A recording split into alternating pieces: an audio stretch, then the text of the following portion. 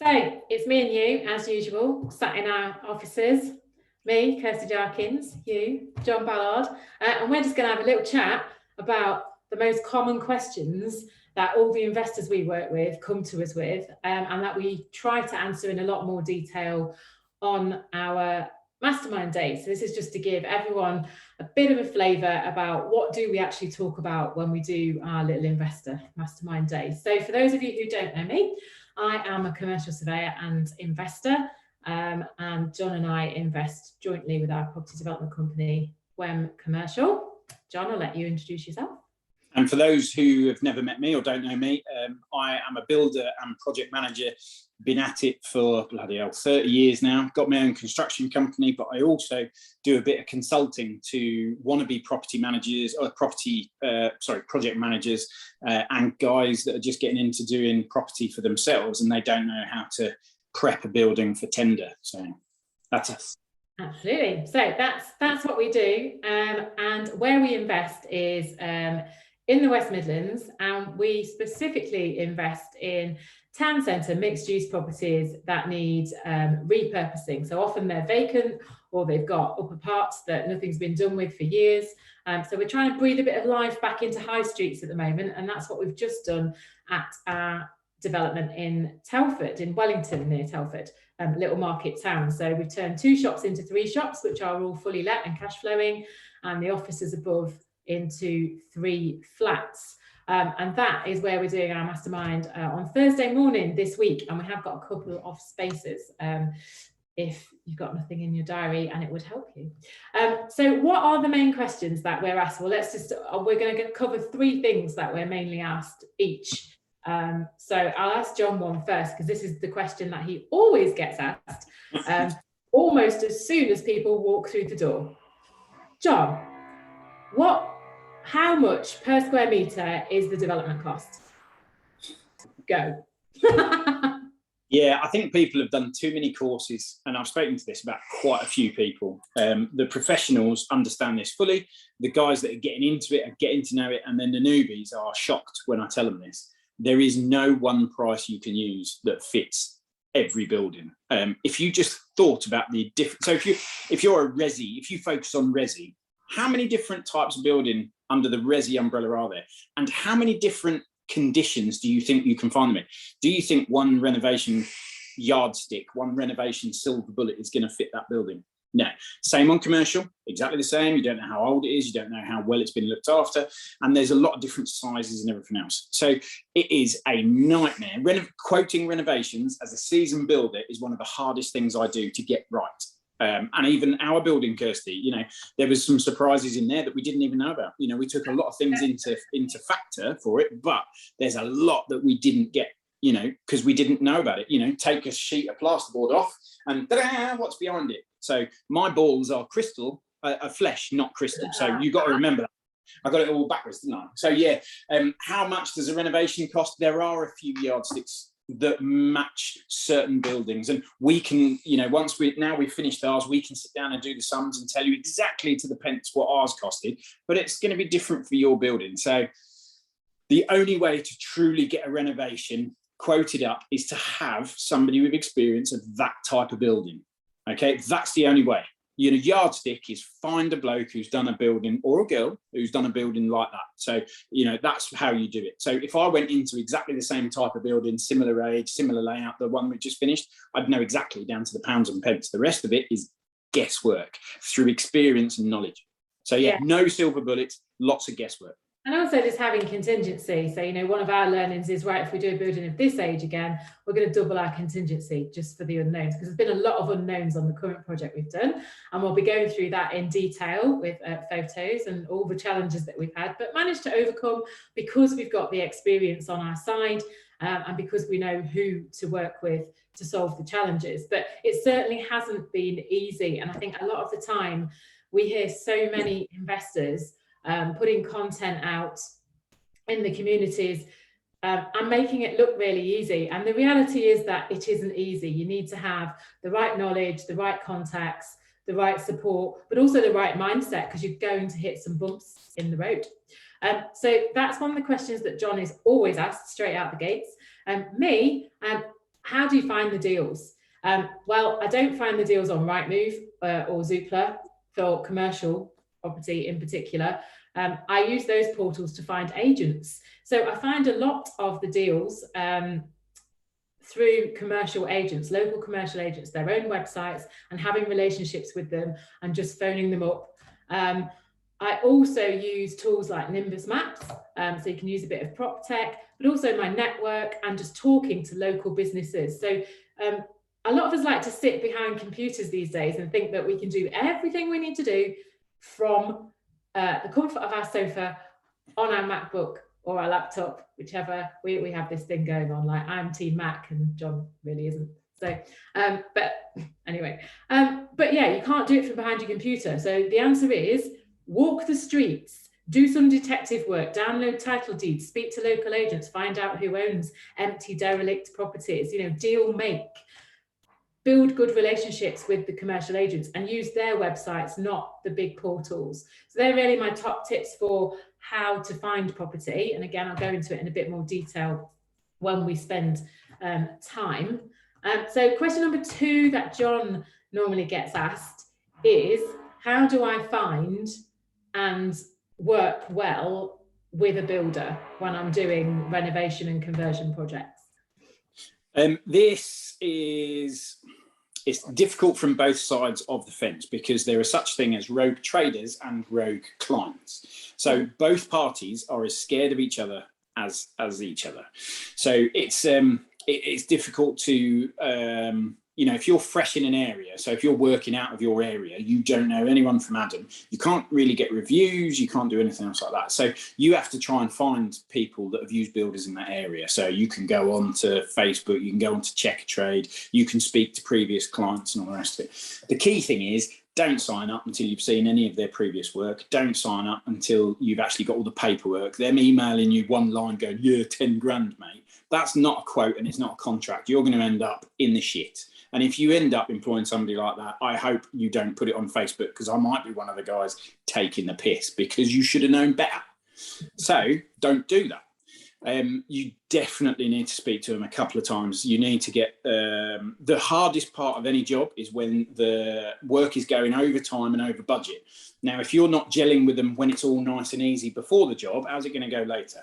If you're one of these that wants the cheapest builder, prepare for things to go wrong. It ain't going to get done till you're finished. It's not going to get done properly. It's not going to get done within time because you've paid for the cheapest builder. So you're going to get the cheapest service. I sent a quote out to a lady today, and at the bottom it had an entire paragraph about why she shouldn't employ me if she can't afford me. I don't price match to other builders because my standard is better than what they can achieve. So why would I match a price from a builder who can't do what I do? So you've got to think about it in those terms. If you want your builder to come out and spend loads of time designing the property for you, are you going to try and blag it for free, or are you going to be on the level and offer them a little bit of cash to help out? So where you find them, ideally you'd be in an area, you'd know people that have used builders before, friends of yours, and you can say, oh, what was good about that? What was good, wrong about that? If you're out of area, use online sort of resources like Check a Trade and stuff like that, because they're reviewed. But Check a Trade is more for small scale projects. So for example, I'm not on Check a Trade. Minley Developments is not on Check a Trade because all I'd get is a constant stream of people wanting me to come and point up some brickwork. And I ain't got time for that. Me and Kirsty are making millions of this. Go and point up a bit of brickwork. Eventually we'll be making millions. But people, so if you haven't got any recommendations, can you just find some builders, but then ask them to put you in touch with clients of some recent jobs that they've done, so just phone them up yourself and kind of... So hopefully you've managed to get referrals, because referrals are always the best. If you can't do that, you're using the online resources. Book a builder, it's more small scale. Check a Trade's a good place to start because you've got reviews there, but always go and see previous work. Always talk to previous clients. And bearing in mind, previous clients, they may not be on each other's Christmas card list, but the job might have been done exactly as requested, to quote, on time. But the fact that they didn't get on, is that a bad thing of why you wouldn't go with them? I've done a job where I was only called, because I guarantee all my work for 12 months. I was only called back twice. Once was a bit of silicon in the kitchen. it had literally just come apart. So we took the entire kitchen silicon off, redid the whole lot. And the other one was where we're opening the ovens, the heat was hitting the detector in there. And all we needed to do was literally turn a screw and adjust the settings on it twice in 2 months. I can't stand the customers, and I don't think they can stand me, because there was all sorts of stress on that job. But the fact that we're not bosom buddies, does that affect my ability to be a builder? So temper that with your research. Yeah, that's okay. And yeah, and we go into that in a lot more detail usually when we're masterminding, because people just, the subject is a difficult one for everyone that wants to invest in property and doesn't already have a really good builder in their corner. I mean, my solution was just to partner and go into business with one. That's my solution, and it works really well. But it works really well the other way around, doesn't it, for you? Because you didn't have time to be going and finding properties. And I can't think of anything more horrendous than doing, than sifting through and calling agents and then going and meeting them and trying to schmooze them and all the rest of it. I like doing the middle bit. So Kirsty doing the first bit, finding them, helping pricing them. I go in and do the build costs.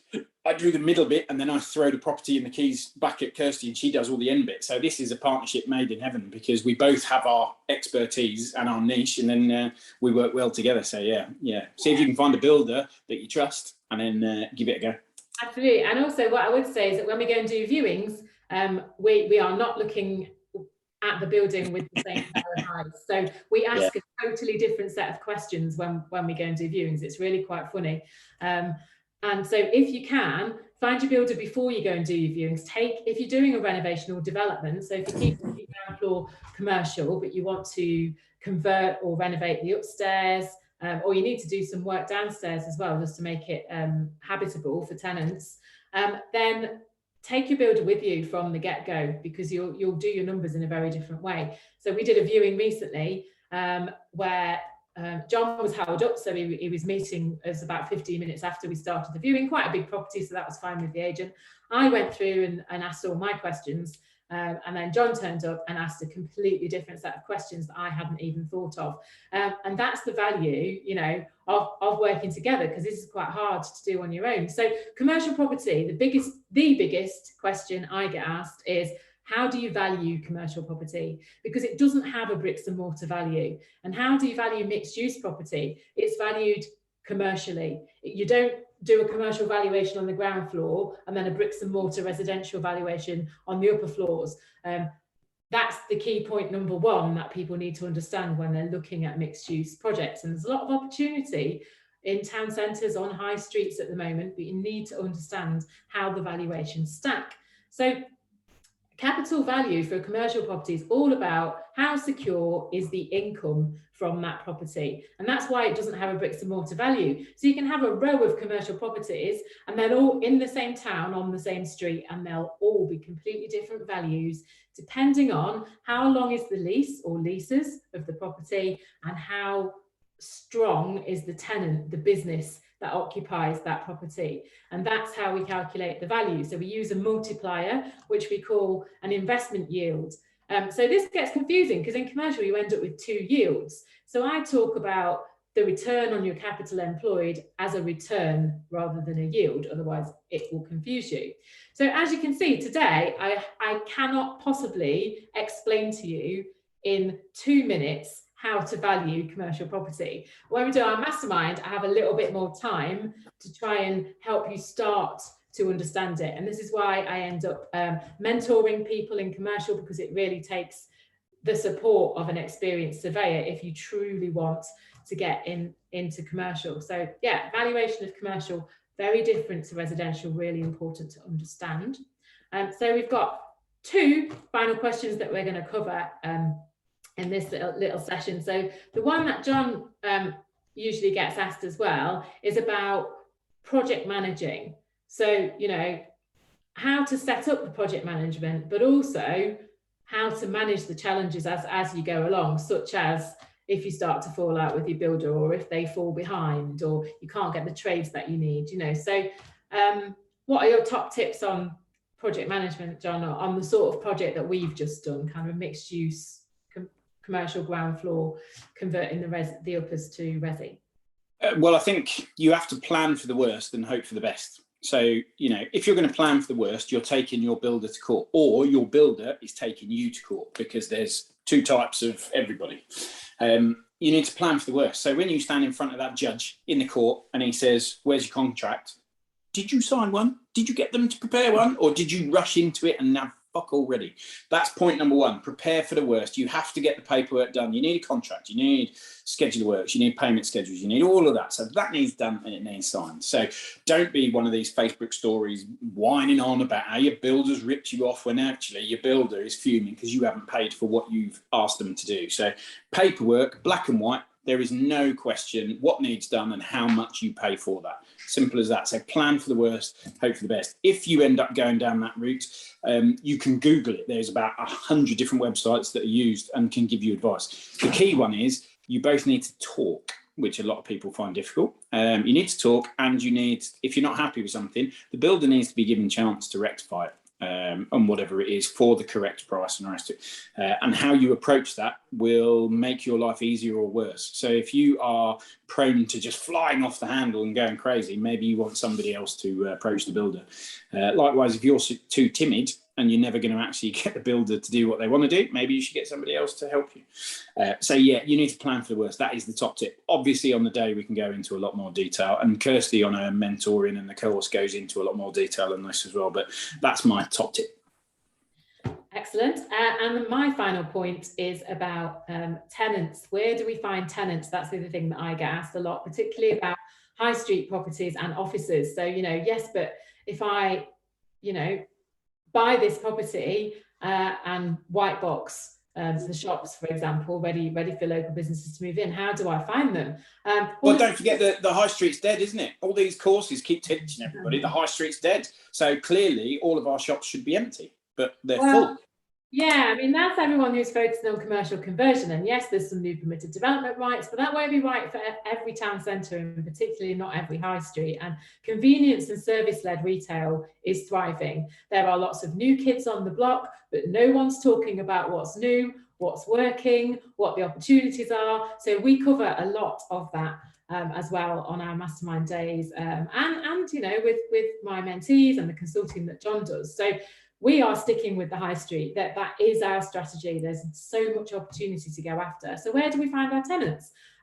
Local agents. So I always instruct a local commercial agent, because they've got all the relationships in the area with the local businesses. But that's not the only way to find tenants. So make sure you put a notice in your window as soon as you can, saying shop to let, available soon, just with a telephone number. I usually port that then to the agent, so I don't have to deal with all the viewings. But also Facebook, I have trialed on this project to great effect, actually, which came from something that a neighbouring landlord did, where he ended up having 9 viewings via a Facebook advert, and then people came to view ours because they walked past ours and they were better than his. So, yeah, I was stood outside the property going, "Would you like to view this one as well?" So I was actually pulling people in after he did all of the dog work for like advertising this. So I had loads of people in. I know, it's brilliant. So then we tried it, and so advert on Facebook Marketplace, free, don't have to pay anything, and then you share that. You find the most relevant local business and community groups in the town that you want to let in, and you share it into those groups, and that's how we found a couple of our tenants. Also, if you're investing in market towns, then the markets are great places to find tenants who are looking to scale up and move their businesses into full shops. We found one tenant that way, but also just talk to neighbouring businesses and local businesses, because they often know other businesses who want premises. So there's lots of ways to find tenants, lots of ways, and there is a lot of demand from convenience and service-led, from leisure. You've also got professional services like accountants and solicitors taking what used to be shops because they're in such accessible locations for their massage therapy. We've got over the road from my class. Johnny's team were pleased about that. But yeah, we've got... You know, I still never went in there. I said I was going to, and I never did. Maybe Thursday's the day. We'll do it on Thursday when we go out for the mastermind. Like, yeah, we do need to lie down, in fairness, after we've done our mastermind days, because we give everything we've got, you know. So we do like 4 hours of intense sharing information and questions, and then you do really feel like you need to lie down.